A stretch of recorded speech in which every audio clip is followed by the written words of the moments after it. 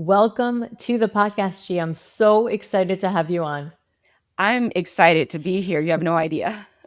So we just had a really nice pre-talk, and I've been following you for a little while on Instagram. Just love your story, and I found it so inspiring. And I really love bringing in inspiring guests on the podcast because I know my listeners need a lot of hope. Mhm. It's the ups and downs of the fertility journey. So, with that, I would love to get your origin story so people can know, like, really your amazing inspirational story. Okay, well, how far back to the origin do we want to go? Everything that's applicable to to the I journey. mean, I feel like every person's life from beginning to end is leading them to a place. But I'll fast forward and I'll start to when I got dumped at the age of 41. Hmm. I had been in a relationship with a man who was very upfront that he never wanted to get married and he never wanted to have children. Hmm. And we had started dating when I was 38. And I really liked him. We did genuinely like each other. We had a really good friendship. We traveled and it was a lot of fun. But I justified this relationship by saying, well, I'm already 38. I've never had trouble dating. I've never had trouble meeting men. So I said, well, if I really wanted to have a family, I would have done it already. That's how I dismissed and made that right. Hmm. And then my mom and dad actually did not get legally married until I was, want to say, 28 years old. Oh, wow. Yeah, my mom and dad were just together, Oh, that's okay? so cool. I love that. Yeah, I really feel like they showed me the true definition of marriage because for two people who could have left at any time, they sure did ride it out through some things. Yeah. And so I was raised in a family where I didn't see that the actual ceremony of marriage was necessary for true commitment, Hmm. right? And I know that this is not for everyone, but this is what I was raised in. Um, and so this is how I justified that relationship. Well, I don't believe that you actually commitment does not rely on marriage, and that I'm old anyway, and so I'm must not gonna have no babies, no way. And so, yeah, we can make this work. Hmm. Well, it didn't work. I actually always wanted to have a family, and while I still do hold a similar view about marriage, his unwillingness to entertain marriage was more about his lack of commitment. And that Hmm. started, Right. and not even so much like, oh, there was infidelity or things like that, but just we were just gonna be buddies. And that started to resonate in how the relationship was moving forward. And I became very unhappy. Um, I saw that, like he saw that. We went to a friend's wedding of his, and the lady was like, "Wow, your girlfriend is so beautiful. Like, when are you gonna marry her?" And his reply was, "Well, we're shopping for a dog."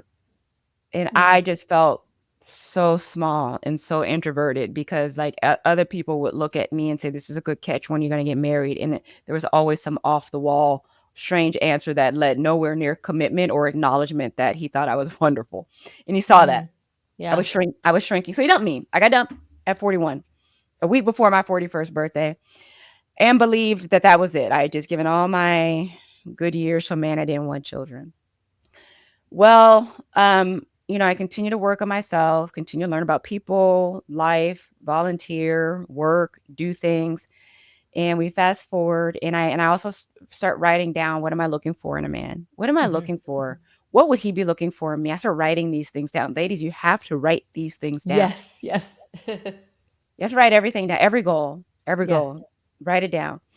And so here I am. I'm 43 and I'm single. There's now we're in a phase of COVID, right? So I'm living in Florida now. I'm single. I'm in my cute little girl apartment, and it's great. But I'm like, I'm tired. I don't want to be single anymore. And I make a decision. That's it. This is the year I'm meeting my guy. I am meeting my man. And then, like, 2 weeks later, we met, and I met my guy. Oh, I love that. 2 weeks later, we met, and he ticked so many boxes. It wasn't all of them, but enough, right? The important ones. There's some luxury items I had on there that weren't requirements, right? Yes. Would be nice items. Yeah, yeah, would be that, yeah, luxury items. Well, if he was also, um, and so we fell in love very fast, and He's European. He's from Transylvania, of all places. Mhm. And so he started bringing me into a social circle. And his native language is Hungarian. So not a lot of Transylvanians out here, but there are Hungarians. So we go to the Hungarian parties with his people. And I could tell, like, here's this black lady, right? Like, I'm new. Like, this is new. Like, there's nothing in these parties but Hungarians. Like, he's an outsider. He's from Transylvania, but they let him in. Love Then he that. shows up with this lady, and I could see the curiosity. Like, do you think you guys will have babies? Can you have babies? I could see the interest in, like, this would be good. Like, this little mix here would be nice. We Mhm. started talking about it, and we decided that it would be good. It would be good if we could have a baby. But I made it clear I didn't want to do IVF. I liked our life. We were very happy. By this time, I'm 44. I don't want to introduce a fertility journey into my life. I'm like, I don't want our life to now become like I'm jacking myself up with hormones. We're sad because it's not working. I'm 44. There's a good chance it won't work. Was my mindset. Now, ladies who are going for IVF, please, this is my story, not your story. Mhm. I felt for Mhm. me, I was not up for dealing with that. And nor did I feel like we should because we were happy. Mhm. And so we said, if it happens, it happens. So at least we discussed it to know that if it did happen, it wouldn't be like, oh, well, you need to get an abortion. Mhm. Right. You know, we agreed that we would want to keep the baby if it were Mhm. to happen. And we went on about our lives, got pregnant at 45, miscarriage 6 weeks later. But it made me excited, started bringing back my hope. So, like, at that time of that 6 weeks of being pregnant, I started, maybe I can have a family. I've always wanted to be a mom. We can have the children. And then I miscarried. Oh, no. Fine. But my OB at the time was a gym, and she assured me miscarriages happen to women of all ages. It's Mhm. not about my age. Miscarriages happen. And the fact that I could get pregnant at 45, I was 45 by then, was a good sign. And she believed I could conceive again. And it was that medical attitude that I am begging every practitioner to adopt. Mhm. Just imbue positivity into your patients. And sure enough, 10 months later, I conceived and I went looking for her and she was retired. Oh no. But I was gonna say when you said that, I was like, that's really lucky. Mm-hmm. Mm-hmm. That's the story in a nutshell. And had a healthy, beautiful baby. Oh, yeah, I forgot that part. So, yeah. So I conceived again 10 months later. And, of course, I was afraid, right? Because I had that miscarriage before. Very reluctant to tell anybody that I was pregnant. Very reluctant to get excited about it, because, you know, I probably wasn't going to carry her to term anyway. And I didn't know it was a she at the time. It wasn't going Mhm. to carry it to term. And I didn't want to tell people. But then I didn't like my attitude. I was like, this really like chicken shit, Chia. You're essentially like rooting against your baby and you're acting in fear. And fear is a very low emotion to carry around. And so I decided that I would share my story on social media, not share it because I'm going to be an influencer inspiring women, but I'm just going to tell people I'm pregnant Mhm. so that I'm not hiding it. I'm just going to Mhm. communicate about it broadly because that's the opposite of fear. And this was all about me handling my own SHIT about myself. Mhm. And then women started following along, and my belly started growing bigger and bigger, and all the tests were coming back positive. And then I just started developing this following. And now I was like, well, now I have to keep going because these ladies are so invested. Now they want to see Mhm. the baby. Now they want to know the baby. Now they're calling themselves internet aunties. Well, now they're in it. I love Now I that. can't stop. That's amazing. I mean, it's incredible. I was blown away with the story. I just love it because so many people are in their 40s in at 35 are told that they're geriatric, like it's geriatric pregnancy, your fertility falls off a cliff. I mean, this is literally what's in the textbooks. And of course, statistics are not personal. It's just kind of like take everybody and put them into this whole big category of this is what it is and you're just a number. Yeah, that's right. That's right. And I ran into that, towards the end of my pregnancy when they were talking about inducing me. And I was like, listen, here's the deal. I said, because they were like, because of your age and it's your first pregnancy and African American women, like I had these like triple strikes against me. And I said, listen, I have a master's degree, and not that education matters, but it's an indicator of something, right? I'm college educated. I ran Division 1 track. I've never done drugs. I don't have any pre-existing conditions. Um, I'm not alcoholic. I've never been on medications. Like I have nothing. Does that not make my chances any better? Well, the data factors all that. No, it doesn't. It's Mhm. impossible. Yeah. It's impossible. And so kind of my new chant now that women are going to hear me repeating more and more is I want some white coats to do the research. Mhm. What is the common denominator on women who can conceive naturally after 40? There is some underlying predispositions or lifestyle factors that we have that I think are worthy of studying. We're Mhm. not just lucky. I hate that. Of course, of course, luck, of course, God, of course, these things are factors, Mhm. but not to the point of ignoring, well, what did you do? What did all of you ladies do? What did you eat? What's your hormone levels? When did you start your period? Like I don't know the exact questions to ask, which is why I think I'd like some white coats to do it. Mhm. But I saw in 60 Minutes, there was a study, it's a centurion study, like about people who live to 100.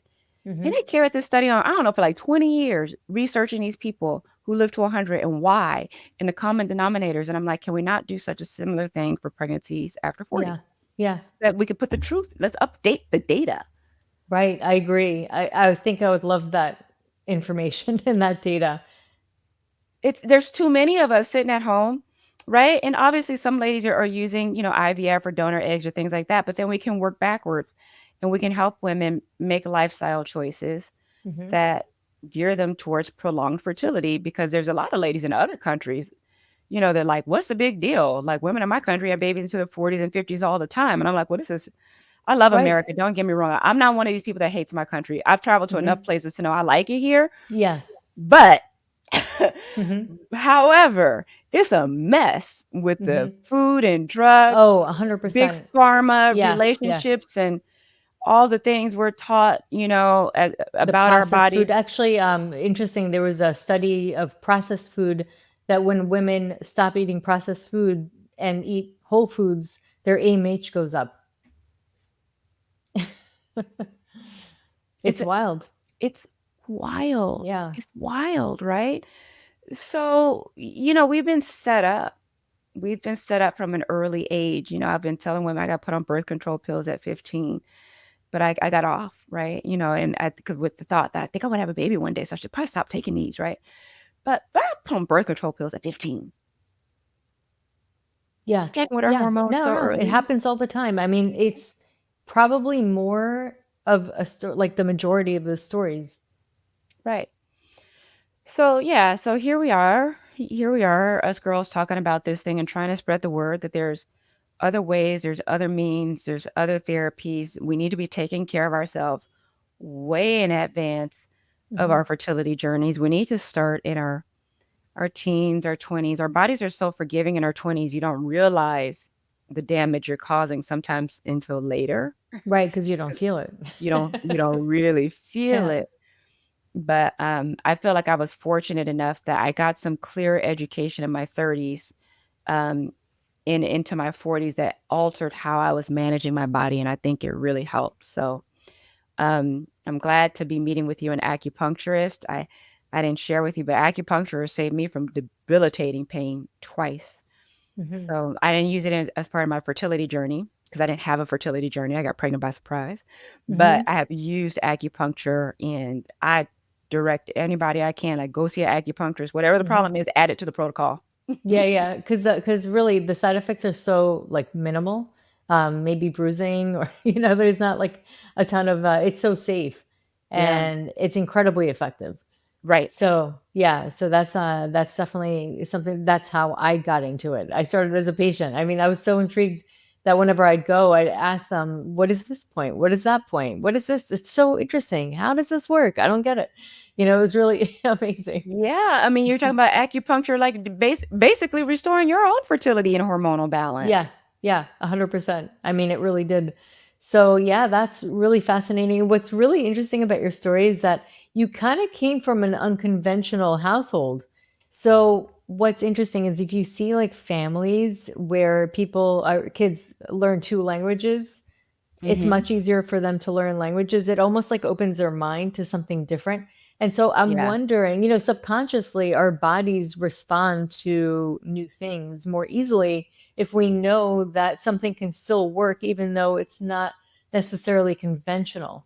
So I'm Hmm. wondering if there's some kind of subconscious, like, open mindedness that you had because of seeing your parents and seeing how things can be, they don't necessarily have to conform to like what's considered normal. Right.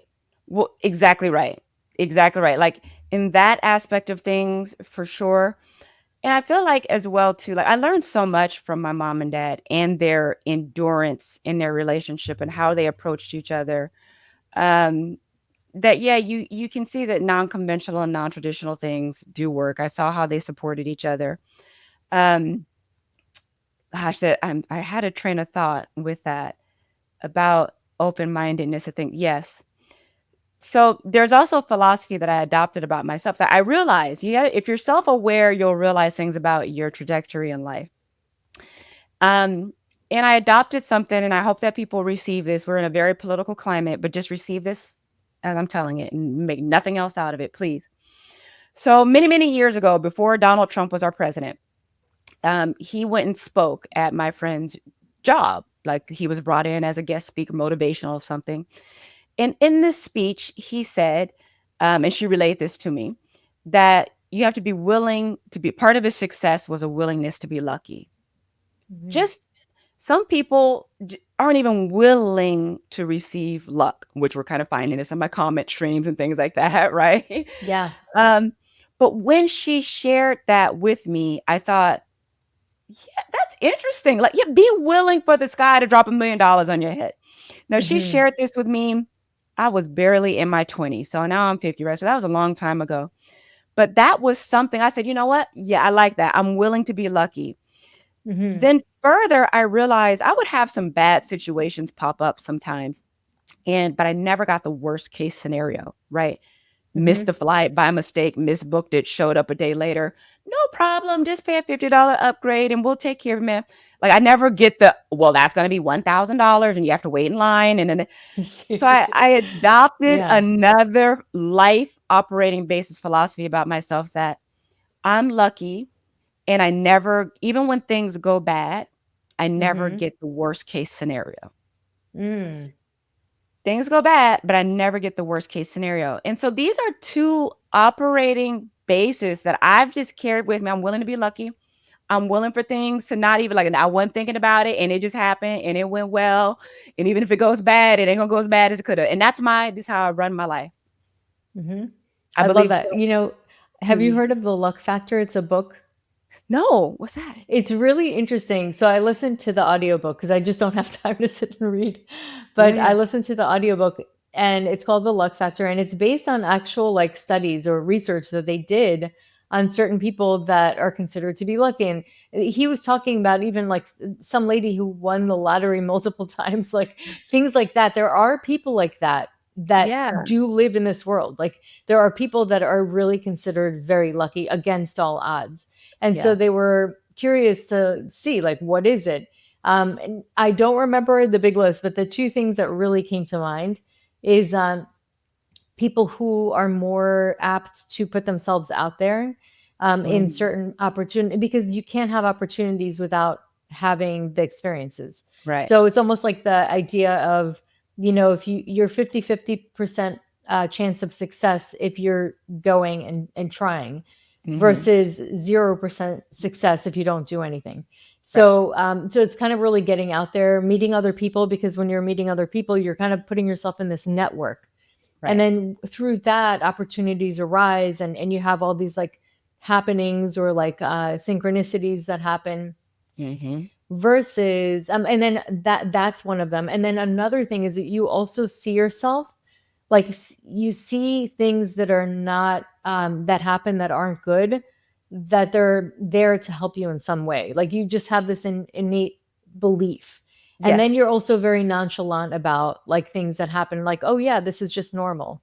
Like when Mhm. things happen really well, like it's a normal thing, and you Yeah. don't put extra focus on making it happen, or you're kind of just flowing with, like, you go with the flow.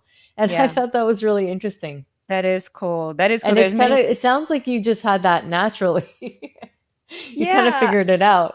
Yeah, you arrive at places and things and you learn about life and you study and you learn about spirituality and the mind and things and Yeah. I read a book Dianetics, and I learned about the Mhm. mind and past trauma and how the mind can cause you to behave irrationally and do certain things, and you start to sort out like, oh, well, do I have to be irrational because of something that happened in the past, or can I get a Mhm. hold of myself? Can I, Yeah. just, and so you start learning how to operate more like a winner.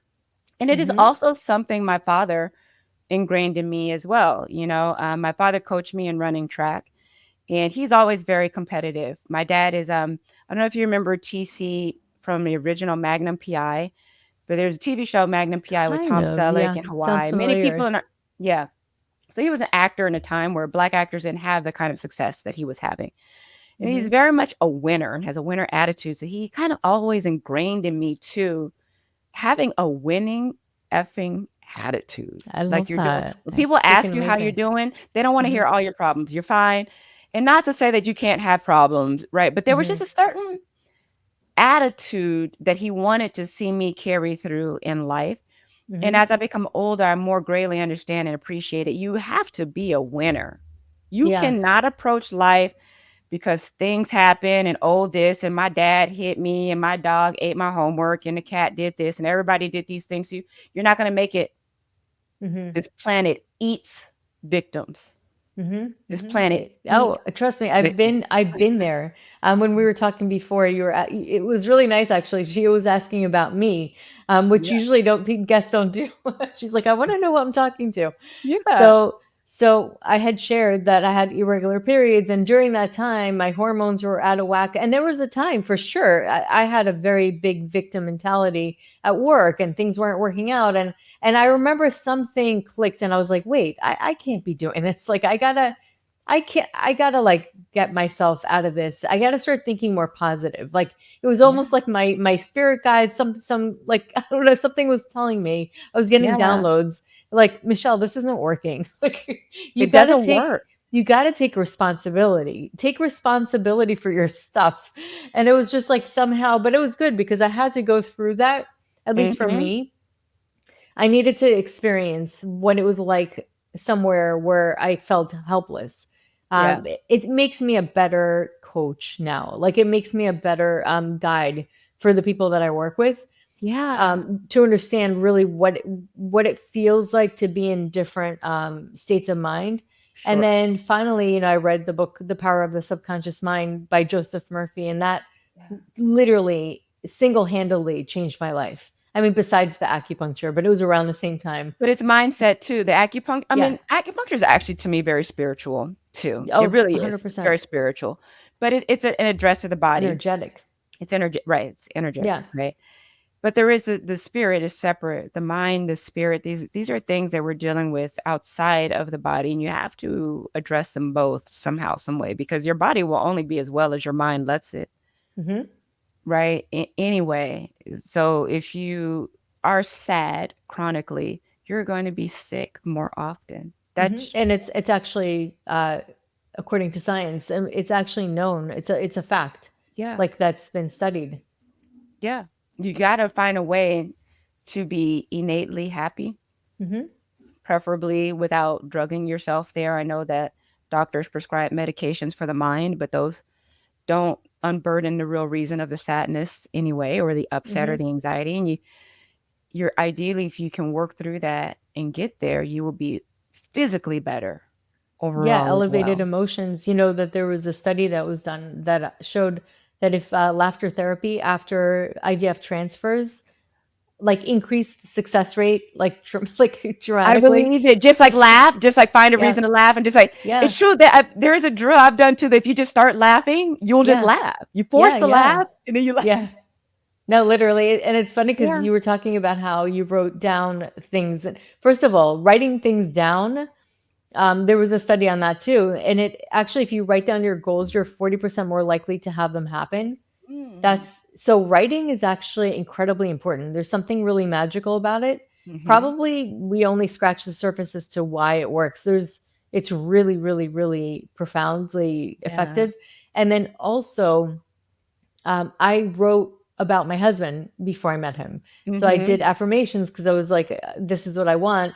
And it was like a whole list, and he had to be funny. And I was I like, I know. need somebody to make me laugh. Like it's Yeah. somebody who's funny because I just feel like life is so much better when you can laugh, like with the people you're around. Because it like there's gonna be heavy situations that we're gonna face, if Mhm. we're gonna get married and I want somebody who I can laugh with. That is fantastic. I didn't put laughter on mine, and that's a good one. That's a good one. I should have put that down because you got a terrible sense of humor. I'd be like, honey, that is not funny. But I But did sense put, of humor is contagious, so you can kind of influence. yeah, working on it. Working on it. But I did put that I want somebody who is happy. Yeah, Somebody who that's I great. like a happy man. Men that got chips on their shoulder and axes to grind are exhausting. I need a happy man that can grind an axe, but Yeah, yeah, yeah. just not, but he's not doing it as a way of life. Yes. But that's yeah, I mean, as long as you can laugh at him, it's okay. It's your Oh, husband. absolutely. Yeah. And that's also I'm considered like, I part of didn't it. put that on the list. But you can That's a good influence one. him. You can influence him. Yeah, no, totally. Watch You do. comedies, do something funny. We watch reels all the time. I laugh like I can't even breathe sometimes with some of the reels that I Yeah. find on, and I'm like, I don't know. I'm like, I'm sitting there scrolling. I'm like, I can't even believe myself. I can't. I gotta stop. I know, I know. But there's Yeah, I some think funny ones. our common thing is these reels that are so ridiculous that the comment sections are the funniest part. Like the reel itself Oh is so bad yes, that they just go straight to the comments. Like, what do people say? yes. It's so funny. It's really, really like sometimes I'll screenshot and send it to my family because it's so funny. But Yeah. I was gonna say, so speaking of reels, like we were just talking about this in the pre-talk, how sometimes when you do break the status Hmm. and you live a life that is unconventional in a good way, it's so interesting. And I found this just in general, like learning like the mindset, how sometimes even when I'm working with people, like I can't be too quick to change their reality or to question the reality, or it's an ease thing. It's The gradual. reason why is because when people's reality, even though it's a worse reality than the Hmm. reality you're presenting, Hmm. for them to switch from a reality that they're comfortable with, even though it's not a good one, they're going to be really protective of it, and it's a really interesting Hmm. psychology. Hmm. But it is, you present them with something that is so incredible Hmm. that breaks really like the reality or the logic that people have gotten so used to, breaks the, I guess, the record. The same Yeah. thing with the 4 minute mile, which I Right. talk about a lot. It's like Yeah. the second it was broken and people mentally prepared for it, then it was broken a lot more Then it was. frequently, very closely after. Yeah, I like that analogy. I might use that one Oh, because use yeah, it, take it. yeah. Yeah. But it's amazing how people are very protective of it, Mhm. including the industry, and how people just don't like, they don't want to hear it, that it's No. possible to get pregnant in your late 40s. And the oldest woman that got pregnant actually naturally was 58. She had her baby at 59. Wow. It's amazing. But Yeah. the point is, it's possible. That's it. Yeah. That's all I'm saying. Yeah. It's just like, hey, it's a mindset, almost like the Hmm. 4 minute mile. Yeah. Know that there is somebody that ran a 4 minute mile. So if that one person Yes. did it, then know that it can be done again. That's Hmm. that is essentially the simplicity of my message. And but yeah, it does hit realities of people who don't like it. Um, it hits realities of women who have been going at it for a long time and without success, right? It kind of ruffles their feathers a bit.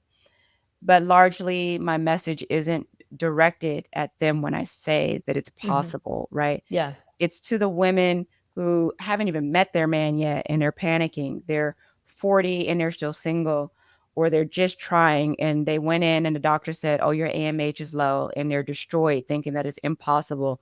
Hmm. My messaging is to those women who are just starting out that the first mindset before you talk to anybody is just simply know that it's possible. Hmm. And the moment that you hear that it's not possible, raise that as a red flag and go find somebody else. Yeah. That's all I'm Absolutely. saying, Yeah. right? Now you'll do your journey and what will be. And some women do genuinely struggle with infertility, but there's so many things that you can do for yourself to prepare your body for pregnancy before we conclude that you genuinely have infertility. Mhm. You know, Yeah. like there's some work to be done, and that's all I'm trying to tell women. But Mhm. not only is it possible, you can have a perfectly favorable outcome. Like I know the holy grail of what's possible: natural conception, right? Mhm. Without trying, carry my baby to term. I didn't have diabetes. I didn't have preeclampsia.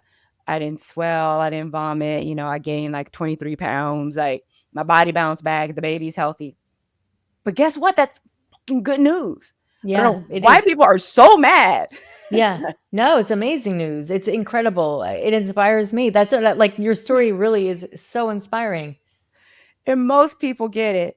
Most people get it. But some people that are in a certain frame of mind take the messaging as an assault that I am misdirecting women and giving false hope and I shouldn't tell them this. And I'm like, well, Mhm. everybody else is telling them everything else. I'm, Mhm. my story is not the problem. Right, it's just your story. It's just my story. Yeah. And so to that, like, I mean, I'd be so, like, I would love if somebody really did study this and ask questions. I mean, I'm almost thinking of just doing a questionnaire on my own, like, not real study, but just kind of collecting information because I'd Mm-hmm. be really curious. But from your perspective, because I do believe in intuition, I do think that your opinion of this matters, even if you're not a white coat, because you know innately what you know innately we have intelligence within us that kind of guides us. Mm-hmm. What are your thoughts of why you were able to conceive? Are there anything, like we were talking about the mindset, maybe kind of like seeing things or visioning or allowing yourself to feel lucky, Mm-hmm. but anything else? There's those things, right? Like there's my general attitude about life. But again, we talk about the Western culture. So one, I was an athlete, right? Like I ran track. So I was very fit and I maintained that fitness through my 30s and things where I run and I use my body. I didn't let my muscle mass go, right? I kept myself fit. I'm proud of the fact that I don't smoke cigarettes. Hmm. Um, I did in my upper 20s, I had a brief party girl phase in Vegas where I was drinking, right? But that didn't last long. I actually self regulated on that. I drove home drunk one night. I drove home really, really, really intoxicated. Hmm. And I looked at that night and I said, that's not okay. Like, God got you home, but don't do that again. And I never drank like that again. Um, and so I don't have genuinely an alcohol history or a drug history. I think that these things matter. My mom taught me how to cook, so I Hmm. cook at home. I've always cooked at home more than eating out. I do eat out. I eat So you crap. eat more whole foods, like But I actual like food? whole food. Yeah, Yeah. I take the ground meat and I ground it up and throw it in a salad, or I make a taco. And I'm not.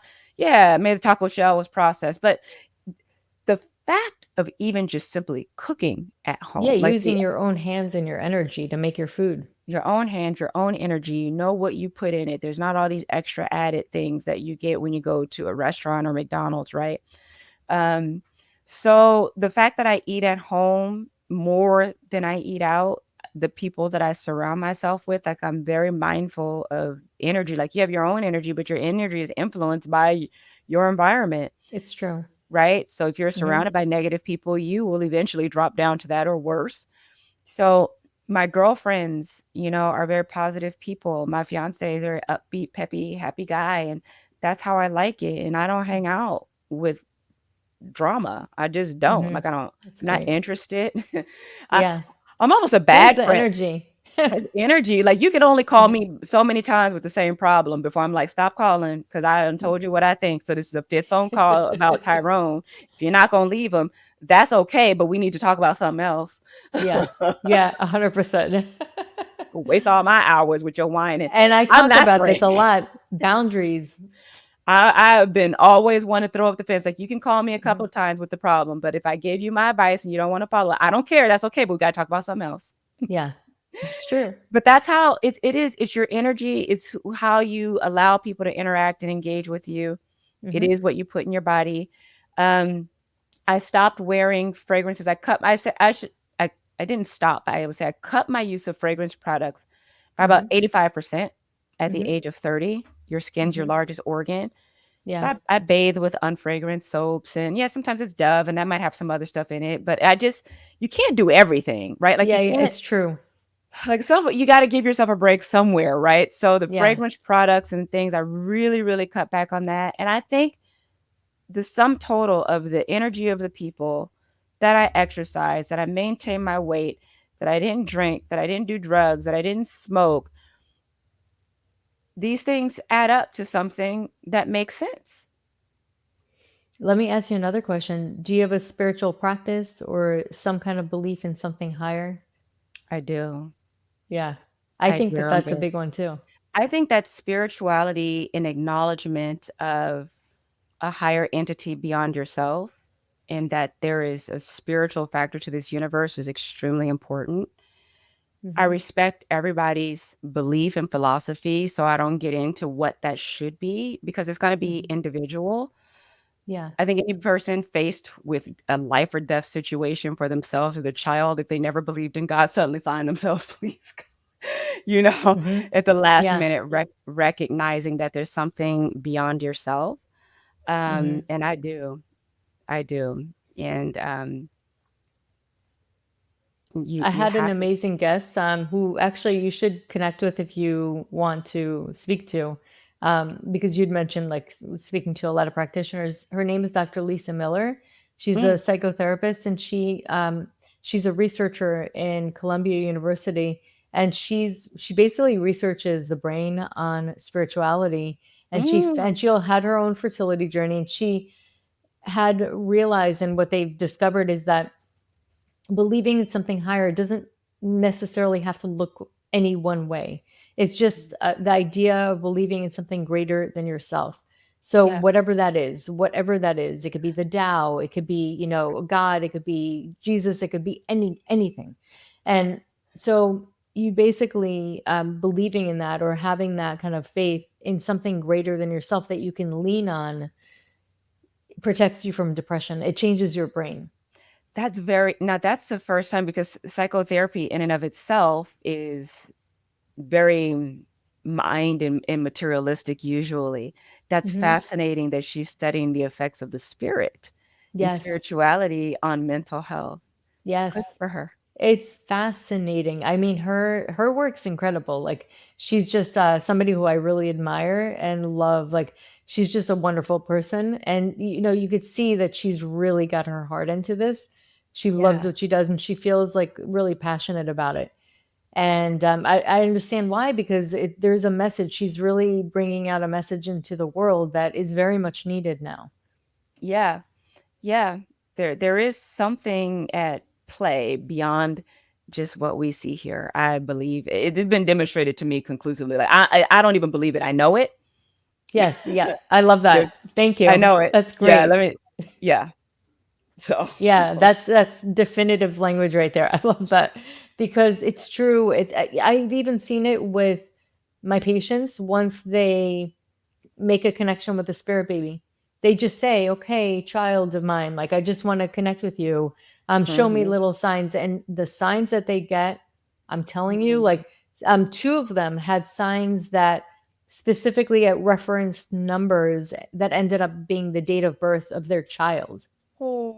Is that nuts or what? I was like, okay, now how do you explain that? Like, there's no other explanation other than it's so magnificent and beyond divine.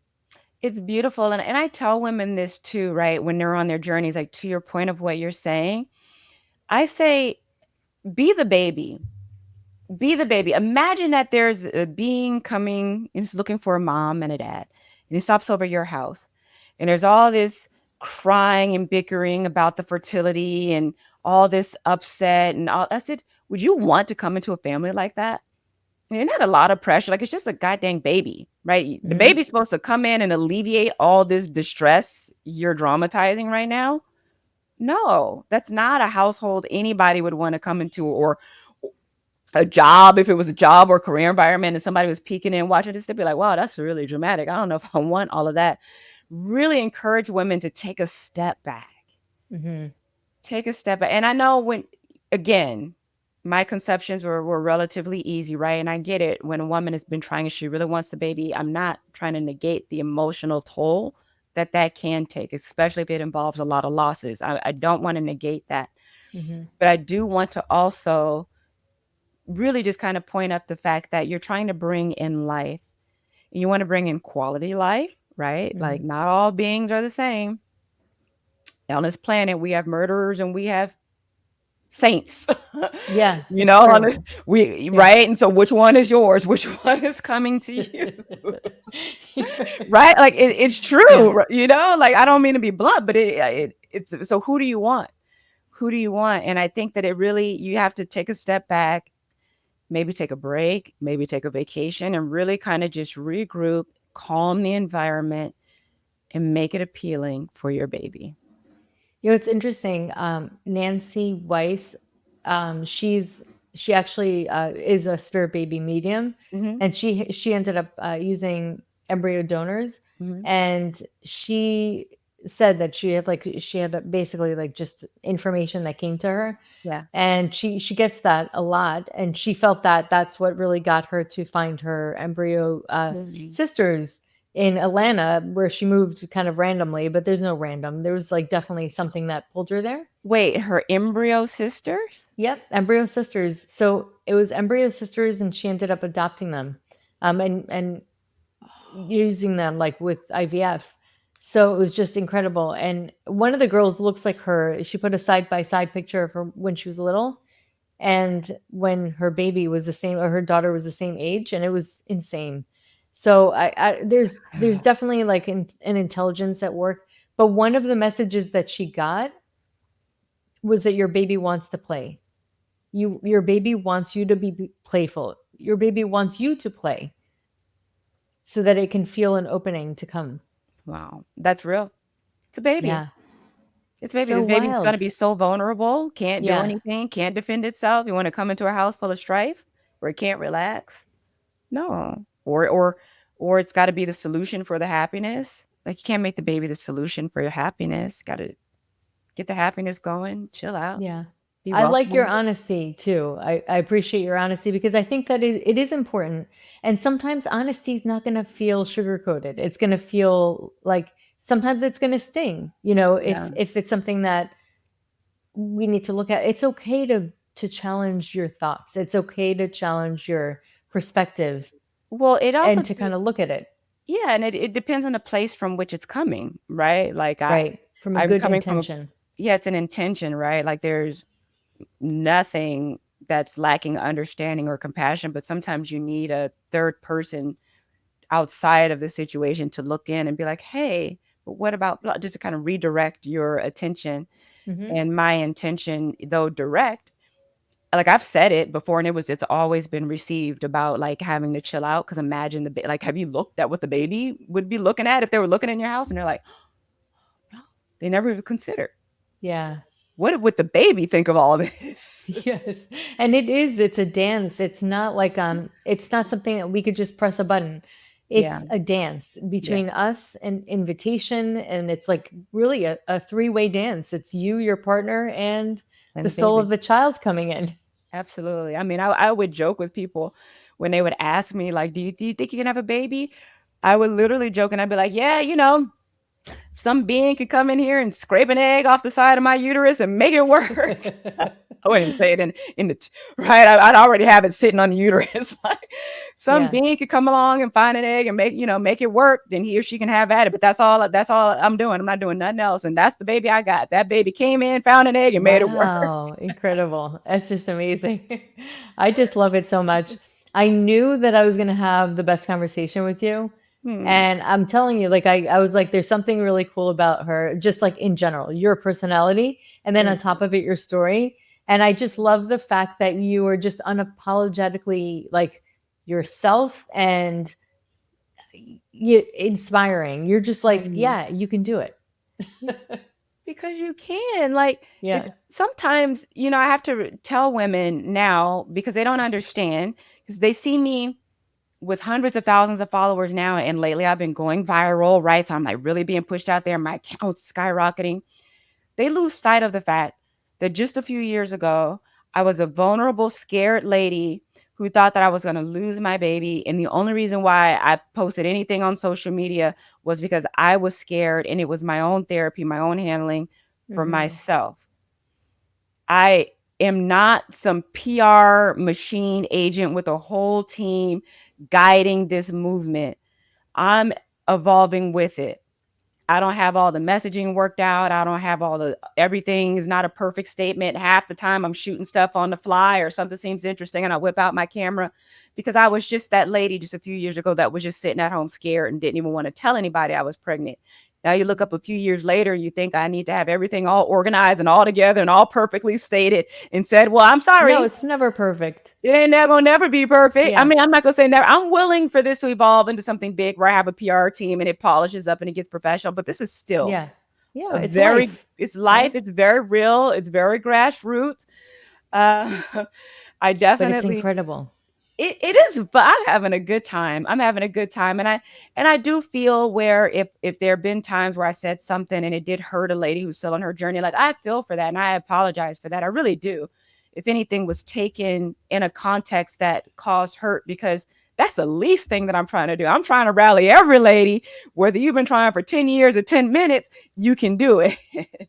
But you know what, though? That's how it is. When you're getting to the point where your message is coming out, you're going to have all kinds of different perspectives, reactions, and that's what happens. It's just your Yeah. your voice is getting heard, which is Yeah. an amazing thing. But I think the majority of people are actually getting inspired. So I think so too. yeah, By my observational statistics yes, yes. of my comments, things, the favorable comments far exceed any negative ones. Hmm. But I'm one of those people where I'm very capable of self introspection, and Hmm. because I really do want to help every woman. I don't want to alienate. I don't care if I alienate medical practitioners who don't like my message. I actually don't care about that, but Hmm. I do care about the ladies in the trenches because I love being a mom so Hmm. much. It's been the most beautiful experience. Like I sometimes I just stare at my daughter. I still can't believe she's there. Like I'll just be watching her play and I'll look at her dad and I'll be like, "Can you believe we did that? Can you believe like we like look at her. Like we have a Yeah. daughter." I'm still just in awe that she's here. And I want this for every woman because I had believed that I wasn't going to have a baby. I had written it off. I was content to live life not being a mom. And to some degree, you have to be willing to do that. But I'm so grateful that my contentment didn't win and I got to be a mom.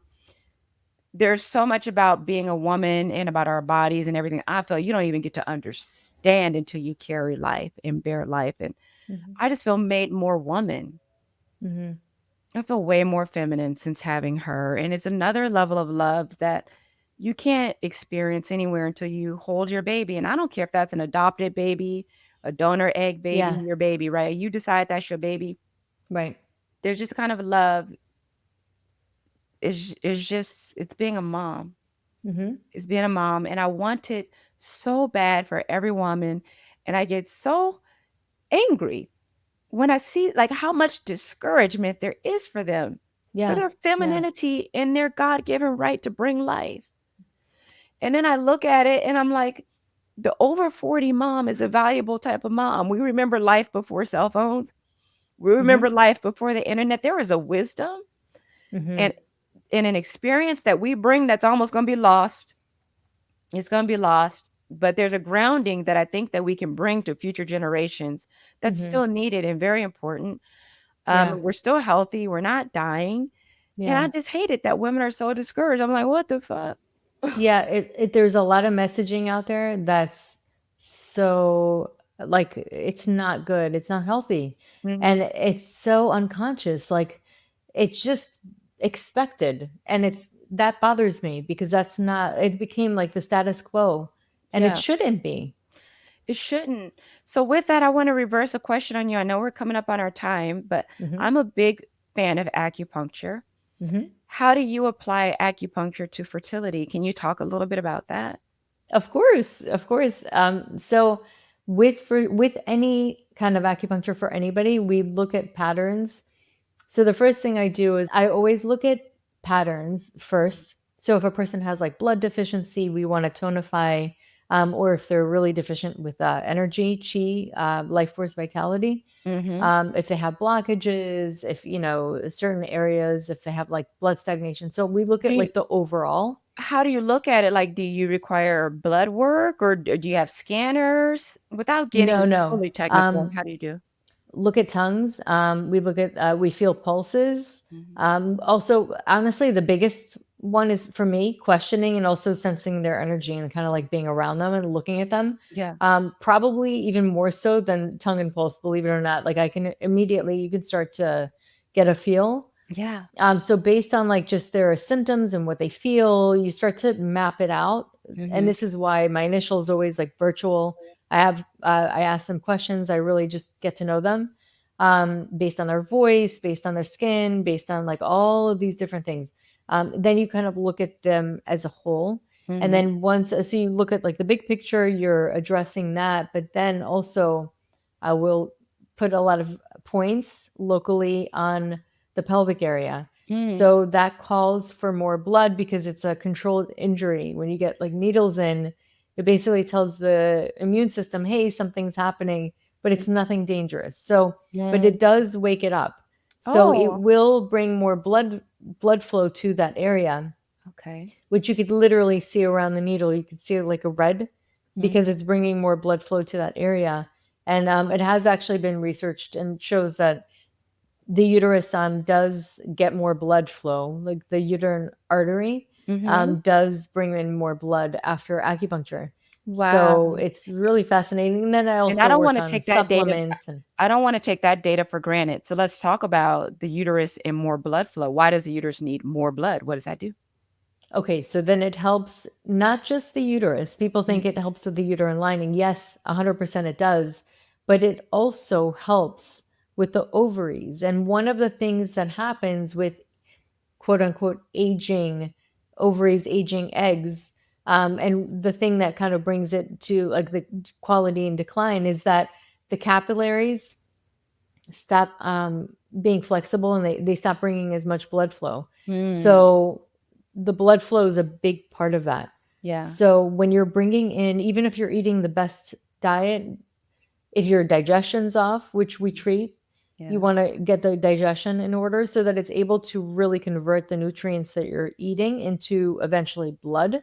Yeah. But then if you don't have the blood flow, how is the nutrients going to impact There. or arrive to the ovaries Okay. and support the egg quality? And then so it takes a couple of months, of course, and Yeah. it starts to come to life. So, okay, I love this. I love this because this is so I'm going to get your take because I love asking functional medicine doctors this. You're an Hmm. acupuncturist. So, AMH, Hmm. doctors, so many women, excuse me, so many women write to me in my DM. Doctor said I Hmm. have low AMH. Doctor said I have low AMH. I can't get pregnant. What do you say? Not true. You can get pregnant with a very low AMH, and I've seen it happen. All it means is that you have less, but that doesn't mean that you can't get pregnant. We focus, especially in my work, on egg quality. You need one good egg. That's it. And it even in menopause, women still have some eggs. Mm-hmm. They're just dormant. Oh. So yeah, you could totally. It doesn't just because you have low AMH. Now, why do they focus on it so much? They focus on it so much because most of the time when you're going to a fertility clinic, they're focusing on numbers because the more they have, as many people know, like you get the eggs and then the eggs only certain amounts fertilize and then it dwindles down until you finally get the embryo and then the embryos that actually are viable. So it keeps dwindling down. So for them and their stats, unfortunately it is an important factor that they pay attention to. They want Mm-hmm. their statistics to stay high because that's what sets them apart as a fertility clinic. And Mm-hmm. so in order for that success, one of the things that they focus on is the numbers. Can we produce a lot from the retrieval? Mm. So, can we retrieve a lot of eggs? Because that's going to help the success. So, that's what they're looking at. They're looking at it from an IVF perspective. Right. However, what I've seen in my experience is that if you have a low AMH, you're actually more likely to have a successful natural pregnancy, Yeah. even if at older age. Interesting. Yeah. Hmm. Yeah. And it happens. And it happens to people who have tried for years Yeah. and haven't had success, have even tried with IVF. Yeah. And then finally give up for a little bit, come back to themselves, and then fall pregnant naturally. Yeah. The number of women that have written to me that after IVF didn't work and they were tired of the stress and they just said, forget it, I don't care anymore. And then they relax and then they go get pregnant. Like I get that story. Yeah. They just Wow. stop with Wild. all the trying. Yeah. And then they go get pregnant. It's funny just what relaxing will do. But I appreciate you sharing that insight as well, because I'm just like, what women so worried about AMH? Like, I had one practitioner who said, listen, you're over 40, your AMH is supposed to be low. You're over 40. Yeah. You lost a lot of eggs. So what? Who It's cares? because Don't you of want it? they're just responding to what the professionals are telling them. Yeah. Yeah. So anyway, thank And you there for was that. even a study that shows that low AMH, high FSH doesn't predict pregnancy outcomes. Mhm. So.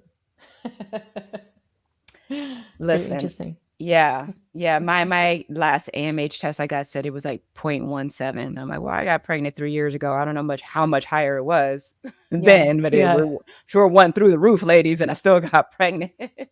Exactly. And it happens. It really does. Yeah. Yeah. So, Awesome. So for people who have not discovered you, I'm sure a lot of people know who you are, but like if they haven't and they want to check out your Instagram, I definitely love, that's how I found Ch-a. I love her Instagram. It's amazing. You share a lot of great things. thank So you. how can people find you? What are your offerings? Yes, so you can find me on the standard platforms, Instagram, TikTok, YouTube. I'm pregnancy over 40 on all of those. I'm also on Facebook, just under my name, Ch-a Mosley. It's my personal profile that mistakenly blew up. So it's just under my name. It's not under a handle.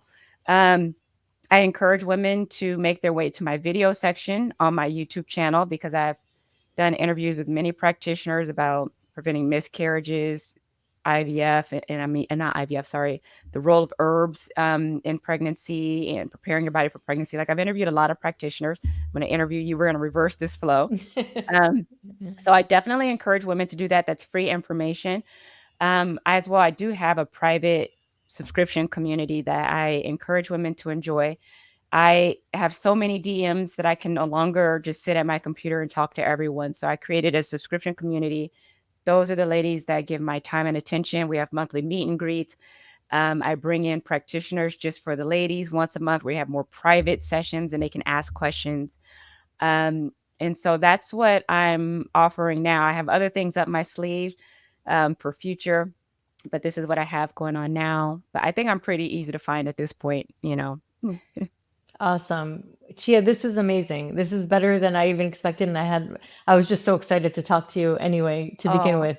So you just have amazing energy, such a great attitude on life, very inspiring. Like you're not just your story, but you as a person. So well, I really appreciate you coming on today. I appreciate you having me, and I appreciate all those kind words. I feel It's true. Genuine. well, I believe you. I believe you. Thank you so much.